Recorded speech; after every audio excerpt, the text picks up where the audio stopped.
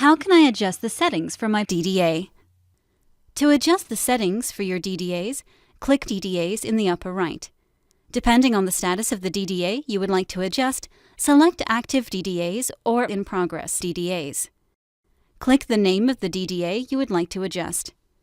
Click List Settings and then click the Edit Settings button.